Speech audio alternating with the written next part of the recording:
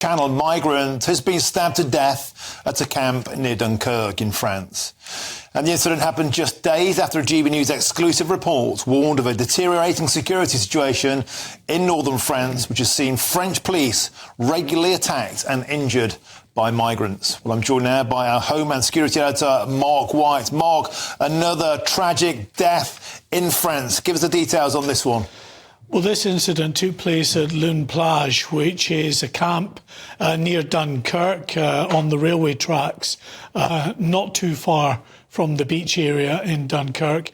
And what happened was emergency services got called to reports that a migrant had been stabbed on the outskirts of this camp. You can see there pictures. We were there at Lune Plage in December, had the drone up. We got some shots for you there.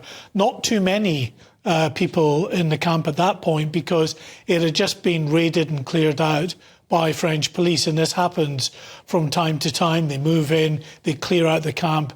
But, you know, sure as night follows day, the migrants are back in there within a few weeks. So at the moment, we're in one of these periods where the camp has been cleared out. There's a couple of hundred migrants who are in Lune Plage at the moment. And this incident, how it erupted, we don't know. But when the emergency services arrived, they found a migrant lying with multiple stab injuries to the chest area. They worked on him to try to save his life, but this migrant in his 30s was pronounced dead at the scene. And this is not the first, by any means, violent incident that's erupted in northern France in recent weeks. Just a couple of weeks ago, we filmed in Dover in Kent when paramedics and others were there to await the arrival of a migrant boat with a migrant on board who had also been stabbed.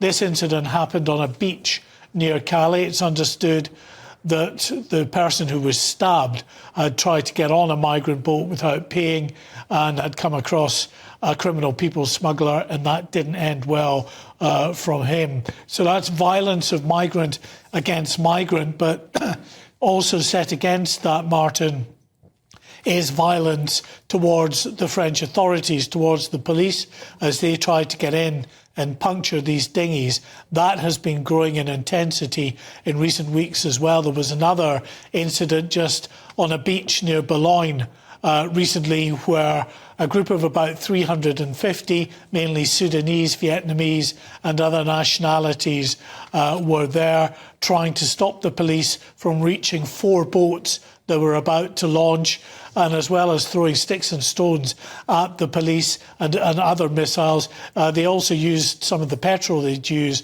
for their journey across to the UK to light fires on the beaches to stop the police from advancing to get a hold of those dinghies. And Mark, you paint a picture here of heavily armed, well-organised thugs, lots of money, lots of vested interest, often a police which seems unable or unwilling to cope because of the risks and the dangers. Therefore, Mark, asked a very big question. Are these really the sorts of people that we should be allowing to come to Britain?